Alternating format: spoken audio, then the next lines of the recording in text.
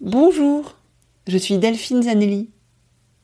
J'accompagne la transformation des pratiques managériales de managers, de dirigeants, de chefs de projet, en individuel et en collectif. J'accompagne aussi l'évolution de l'organisation des collectifs. Et je vous accompagne, ou plutôt je vous accueille aujourd'hui sur le podcast de l'entreprise de demain. Un podcast que j'ai créé il y a 4 ans pour comprendre comment conjuguer impact et performance.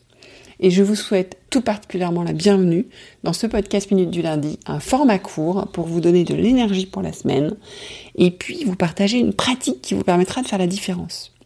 Alors ce format, qui est le 2e format du podcast, je l'ai lancé il y a presque 1 an maintenant, et depuis cette semaine, c'est la 7e, donc depuis 6 semaines, on explore une série de hacks, une série de 10 hacks pour accélérer la transformation de vos pratiques managériales, mais la transformation de vos pratiques tout court.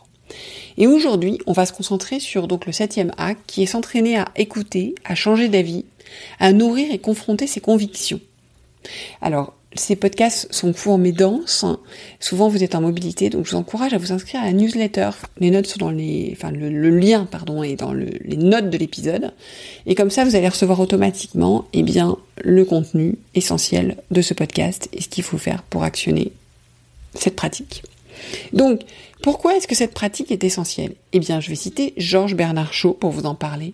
Georges Bernard Shaw dit « Il n'y a pas de progrès possible sans changement, et ceux qui ne changent pas d'avis ne peuvent rien changer. » Vous avez compris que c'est important.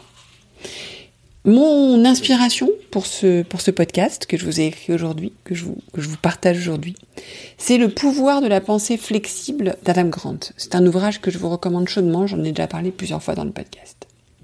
Et alors, on va parler de quelque chose, donc vous savez, je pense que vous connaissez déjà ça, mais en psychologie, il y a au moins 2 biais cognitifs qui sont à l'origine du fait qu'on a tendance à pas facilement changer d'avis ou être ouvert à entendre un autre point de vue. Le premier, c'est le biais de confirmation, assez classique. On voit ce qu'on s'attend à voir, et alors en plus, on sait qu'il est renforcé par les algorithmes, par tout ça. Et l'autre, c'est le biais de désirabilité. On voit ce qu'on veut voir. Donc ça, c'est des biais très forts.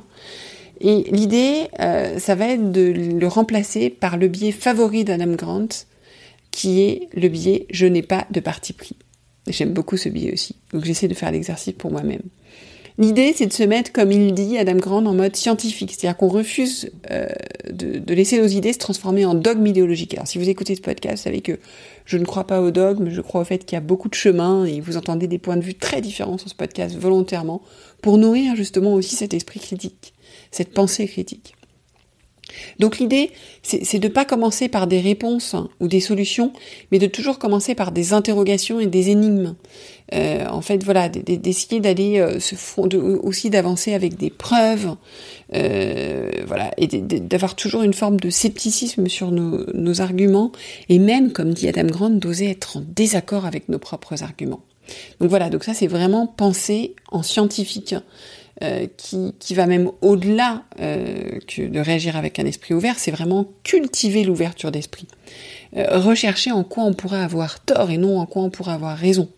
Je vous parlais la semaine dernière de développer son état d'esprit de croissance, c'est complètement lié. Développer l'état d'esprit de croissance, c'est ne pas chercher, c'est l'opposé de l'état d'esprit fixe. L'état d'esprit fixe, quand on pense que nos qualités sont fixes, on cherche toujours à confronter, à avoir raison. Quand on pense qu'elles peuvent évoluer, on est ok sur le fait d'avoir tort. Donc on est vraiment là-dedans.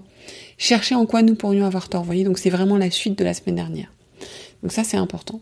Donc Adam Grant dit que l'une de ses croyances, et je pense que ça c'est une idée forte, c'est qu'on doit garder l'esprit ouvert en toutes circonstances. Et Charles Darwin vient renforcer ça en disant la confiance en soi n'est plus souvent de l'ignorance que du savoir. Ça fait réfléchir. Donc ce qui est important, c'est que vous pouvez avoir confiance en votre capacité d'atteindre un but, tout en conservant l'humilité de vous demander si vous disposez actuellement les bons outils pour y parvenir. Et Adam Grant dit que c'est le point idéal de confiance. Et ça me parle beaucoup parce qu'en fait, on voit bien que c'est important d'avoir confiance dans notre capacité d'atteindre un but, un résultat, mais systématiquement de se demander si on est sur le bon chemin. Donc je prône aussi dans d'autres épisodes, je pourrais vous mettre le lien dans les notes de commentaires, de faire des bilans hebdomadaires et mensuels, parce que c'est ça qui nous permet de sans arrêt nous poser cette question-là. et en même temps de renforcer notre confiance. Donc Adam Grant parle, j'aime beaucoup cette notion d'humilité confiante. Avoir foi en nos aptitudes tout en appréciant le fait que nous n'avons peut-être pas la bonne solution ou même peut-être que nous ne traitons pas le bon problème. Donc on voit bien la différence. On n'a pas une surconfiance, on a une humilité confiante, donc le bon niveau de confiance pour ne pas s'entêter, ne pas aller sur les mauvais chemins. Et Adam Grant nous dit les leaders les plus efficaces obtiennent des scores élevés à la fois en matière de confiance et d'humilité. Et vous savez que je parle souvent de la posture de vulnérabilité du leader, donc on est complètement en phase avec ça. Il nous dit aussi que nous apprenons plus de ceux qui bousculent notre process de pensée que de ceux qui valident nos conclusions. Vous savez qu'en recrutement, on cherche souvent des gens qui nous ressemblent. Or, c'est toujours intéressant d'avoir quelqu'un qui fonctionne différemment. Et ils disent que les leaders forts dialoguent avec leurs critiques et en sortent renforcés, alors que les leaders faibles les font taire et ainsi s'affaiblissent. Et quand on est leader, quand on est manager, c'est difficile parce que souvent les gens n'osent pas nous dire. Et donc, en fait, on a vite une cour de personnes qui viennent tout d'un coup nous dire qu'on a toujours raison. Et ça nous affaiblit. Donc, notre posture et ce à quoi on va s'entraîner va être important pour pouvoir être un meilleur manager, puisque ça va encourager les gens à nous dire les choses, à venir nous challenger. Et pour finir cette explication, j'aime bien ce que disait Ray Dalio, le fondateur de Bridgewater, que Adam Grant reprend dans son livre aussi, qui est « Si en vous retournant sur vous-même, vous vous dites « Waouh, qu'est-ce que j'étais stupide il y a un an », alors vous n'avez probablement pas appris grand-chose au cours de l'année écoulée. » Bon, personnellement, je peux vous dire, l'année n'est pas encore finie. Enfin, elle se termine pour moi parce que je vous avoue que je change d'année demain, si vous m'écoutez lundi. Mais je me dis, waouh, qu'est-ce que j'étais stupide il y a un an sur beaucoup de sujets. Donc, je me dis que la bonne nouvelle, c'est que j'ai dû apprendre pas mal de trucs. Donc voilà, donc maintenant qu'on a dit tout ça, qu'est-ce que vous allez faire ? Parce que dans ce podcast, on passe à l'action.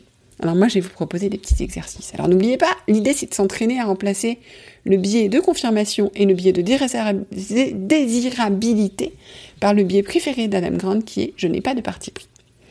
Alors, moi je vais vous proposer 3 choses. 1. De gérer 2 types de moments collectifs avec vos collaborateurs ou vos pairs. Un premier moment, un pur moment d'écoute. Un pur moment d'écoute, ça va être de caler un moment, une réunion, avec un sujet d'échange, dans lequel vous allez vous entraîner simplement à poser de meilleures questions et à écouter. À laisser vos collaborateurs ou vos pairs formuler leurs questions, leurs réponses et leurs propositions. Et donc vous n'êtes qu'en posture d'écoute, vous vous engagez à ne rien apporter, et par contre à chercher tout le temps à formuler une meilleure question pour que les gens puissent enrichir ce qu'ils posent.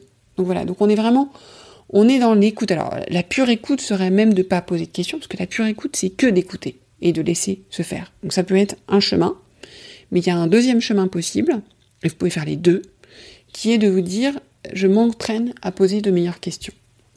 Donc ça c'est important. Donc voilà, et ça vous permet aussi de vous ouvrir sur les autres points de vue, parce que du coup vous allez être vraiment en écoute, et du coup accorder la pleine écoute à ce que dit l'autre.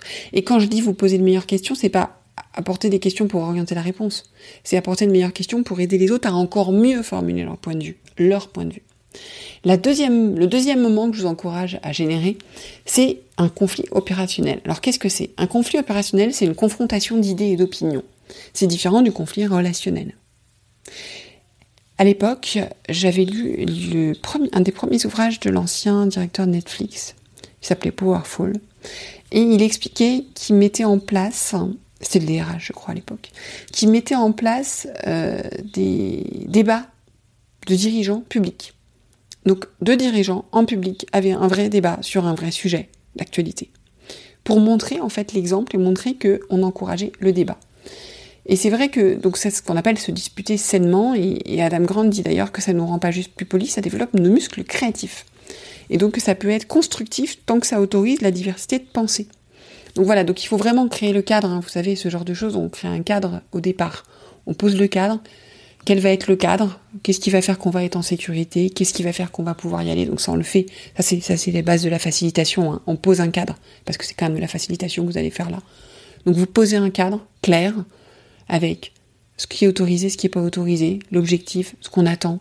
Ce qu'on attend d'un conflit opérationnel, c'est pas d'avoir une bonne réponse ou une mauvaise réponse. Ce qu'on attend, c'est de s'entraîner à débattre sur un sujet. C'est pas forcément d'avoir un accord, c'est même plutôt de rester, pourquoi pas, en désaccord. Voilà.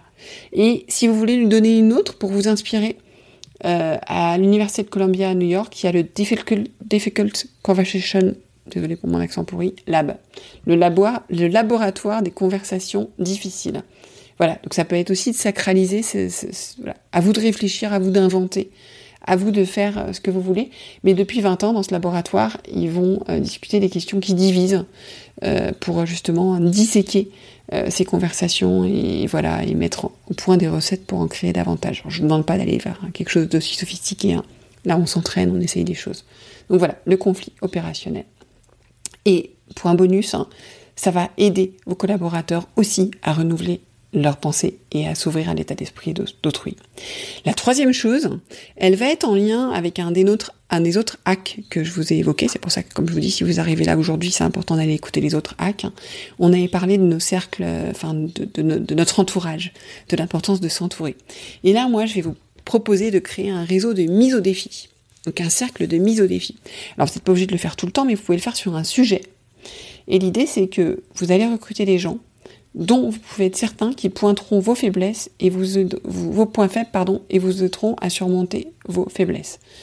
Donc là, l'idée, c'est de déclencher un cycle de renouvellement de la pensée, à nous aider à rester humbles vis-à-vis de notre expertise, à douter de ce qu'on sait et à manifester de la curiosité pour de nouvelles perspectives.